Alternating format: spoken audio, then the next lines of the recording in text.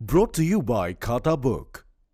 इनका टुमारो हो ना हो, लेकिन हिसाब टुडे हो सकता है। हाँ?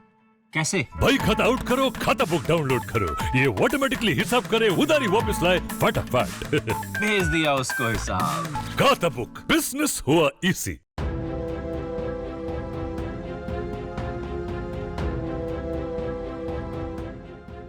दुनिया चीन की हर नीति, हर चाल से वाकिफ है, खास तौर से उसकी कर्ज नीति, जिसके दम पर उसने कई छोटे देशों को अपने चंगुल में फंसा रखा है। लेकिन बेशर्म चीन ने इस बार सारी सीमाएं लांघते हुए भारत के दोस्त फ्रांस को अपनी कर्ज नीति के जरिए फंसाने की कोशिश की, लेकिन उसकी ये चोरी पकड़ी गई।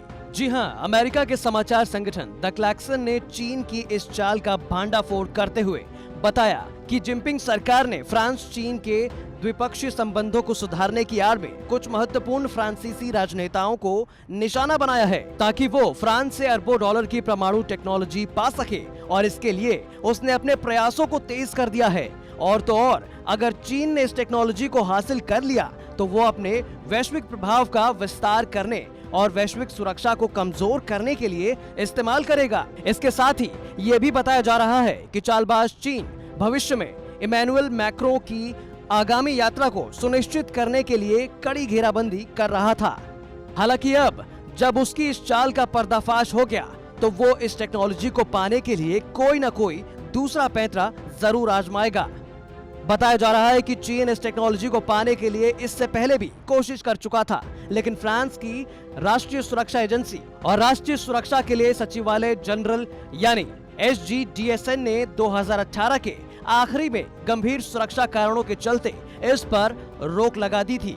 मतलब साफ है कि उस वक्त भी चीन की इस चाल को SGDSN ने भांप लिया था, और इस बार भी चीन की चाल नाकाम हो जाएगी। चीन फ्रांस में सत्ता परिवर्तन का फायदा उठाना चाहता है। अगर सरल शब्दों में कहें तो चीनी सरकार फ्रांस के हाल के प्रधानमंत्रियों के बदलाव का फायदा उठाना चाह रही थी। चीन के सैन्य और असैन्य परमाणु कार्यक्रमों की देखरेख करने वाला चीन का राष्ट्रीय परमाणु निगम पिछले दशक से ज्यादा समय से सक्रिय रूप से फ्रांसीसी तकनीक की मांग कर रहा है। जून 2018 में जब फ्रांस के तत्कालीन प्रधानमंत्री एडोर्ड फिलिप ने चीन की यात्रा की, उस दौरान चीन महत्वाकांक्षाएं काफी प्रबल थी। अपनी यात्रा के दौरान फिलिप ओरानो और चीन के राष्ट्रीय परमाणु निगम के बीच एक प्रारंभिक समझौते पर हस्ताक्षर किए गए थे। हालांकि यह सौदा केवल शुरुआती कार्य के लिए ही था, जिसे 2018 के अंत में खत्म कर दिया गया था। कुल मिलाकर कहें तो फ्रांसीसी नेतृत्व में परिवर्तन के साथ चीन वर्तमान में मैक्रो की चीन यात्रा की व्यवस्था करने के लिए कड़ी पैरवी कर रहा है, जिससे उसकी साजिश यानी परमाणु परियोजना की बहाली पर बातचीत दोबारा शुरू हो सके। फिलहाल भारत का दोस्त फ्रांस चीन की हर चाल से भली भांति वाकिफ है, जैसे कि पूरी दुनिया है। ऐसे में उम्मीद यही की जा रही है कि एक बार फिर चीन मुंह की खाएगा। लेकिन इन सब के बीच एक बात तो साफ है कि चीन दुनिया का वो सुपर पावर बनने की कोशिश कर रहा है, जो ना तो सपने में पूरा कर सकता है और ना ही हकीकत में। वजह साफ है, उसका भारत के साथ पंगा।